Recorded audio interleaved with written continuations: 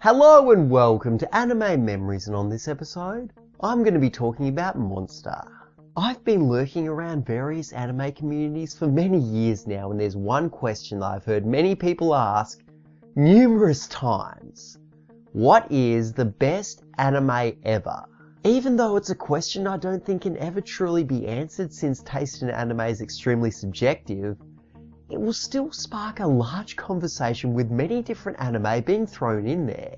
Cowboy Bebop is commonly mentioned, Madoka Magica is quite popular, and there's always that one kid that throws Naruto in there, but we just ignore him. There is one title though that I feel isn't brought up anywhere near enough during these discussions, and that is Monster. It's one of those shows that comes around once in a lifetime. I can't think of many anime that can match its level of quality. The story of Monster follows Dr. Tenma, a highly skilled brain surgeon who has made a name for himself in Germany. One of his patients was a boy named Johann who came in with a bullet lodged in his head, which Tenma gracefully removes, saving the boy's life. Sadly, this victory was short-lived because shortly afterwards, the hospital director and some of his lackeys were killed via poisoning.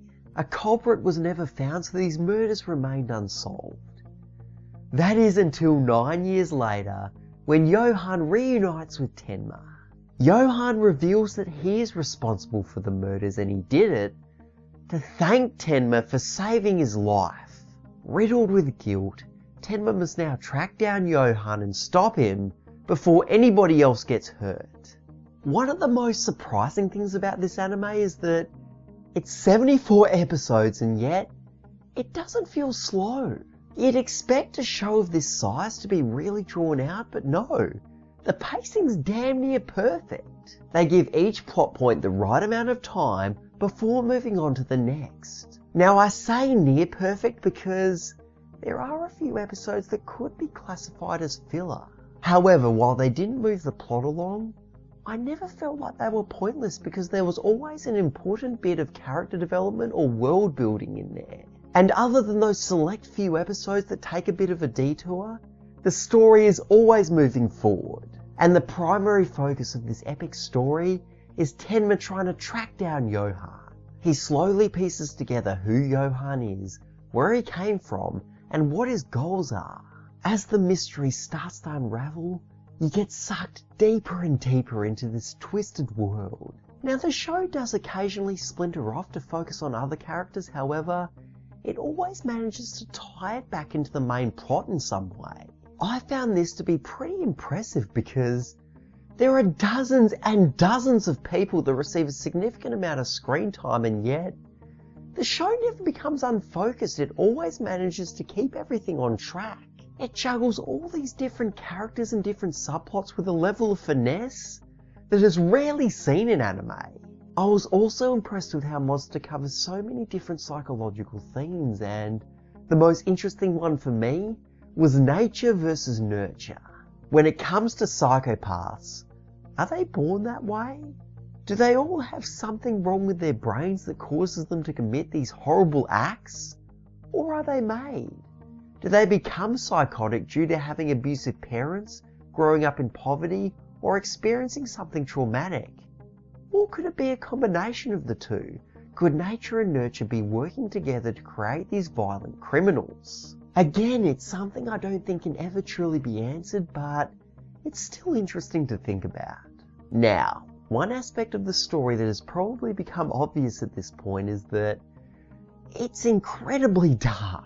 It takes the most evil elements of humanity and combines them to create something that is truly disturbing, yet engrossing. To give you an idea of how engrossing Monster is, this is the longest anime I've ever finished. I've mentioned before that I'm not a fan of long-running anime, I just find it so difficult to invest that much time into one show. But I felt compelled to finish this, and trust me, that is a glowing recommendation because I have a very short attention span. And it was certainly worth getting through because this epic story is topped off by the most ironic ending I've ever seen. I'm not going to go any deeper into it because I believe it's best to experience this ending with minimal information, but personally, It's something I'll never forget. Now, I've already talked about how dark the story is. However, this anime does give us a ray of hope in the form of Dr. Tenma. He is very tortured and he struggles heavily with his inner turmoil. This is sometimes really hard to watch. He's putting himself through all this pain to atone for something that ultimately isn't his fault. All of this definitely helps make Tenma a compelling protagonist, but in my opinion, his most commendable personality trait is his optimistic attitude about humanity. With all the horrors he's witnessed, he somehow manages to maintain the belief that people are generally good-natured. This is another reason why he's determined to stop Johan, because he goes against everything that Tenma believes in. He's cruel, cold-hearted, and completely psychotic. But he's not one of those psychos that would just randomly go around and start killing people. No. He's one of those highly intelligent psychos. He uses his high IQ and charisma to manipulate people into performing horrible acts to themselves and other people. All of these traits help make Johan incredibly intimidating. They also give him this amazing introduction, starting him off in shadow before revealing his cold-hearted face. After that, the anime continues to do a great job of building him up by keeping him off screen for most of the time. The majority of information that Tenma gets about him comes from secondhand stories from other people. Some talk about him with admiration, while others seem terrified to even mention his name. The one thing they all have in common though, is that they all describe Johan as being special. All of this means that when he actually does show up on screen, this intense feeling of dread kicks in. Moving on to the technical aspects, and an interesting thing that a lot of you have probably already noticed is that the character designs are a lot more realistic than most other anime. There aren't any massive moe eyes or 35-year-olds that look like they're 12, no. They look like actual people. Each character looks unique with different facial shapes, different nose sizes, and different body types. This realistic style also applies to the building designs because the settings look like their real-life counterparts. On top of that, the animation is excellent for such a dialogue-heavy show. I think the realism of the visuals may be one of the reasons why this anime gripped me so much.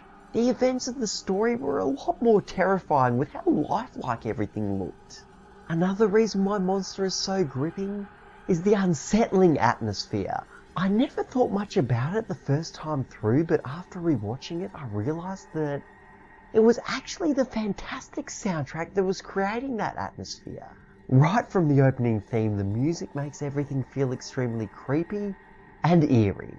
Whenever one of these songs started playing, my eyes would get wide and I'd start to become paranoid that something horrible was going to happen. But what surprised me the most is that this soundtrack excels. Even when the anime is trying to be touching or upbeat, it's able to change the tone from dark to joyful, and it isn't jarring, it feels completely natural. Although, don't expect too many happy feelings to come out of this. I believe I said in a previous review that Madoka Magica was objectively the best anime I've ever seen, but I think I have to take that back now. In my opinion, Monster is the closest an anime has ever gotten to being perfect. Unless you're squeamish around violence, this will almost definitely be something you'll enjoy. So anyway, thank you very much for watching. If you have any feedback, please leave a comment, and if you like this video and want to see more, please subscribe as well. Thanks again, and I'll see you next time.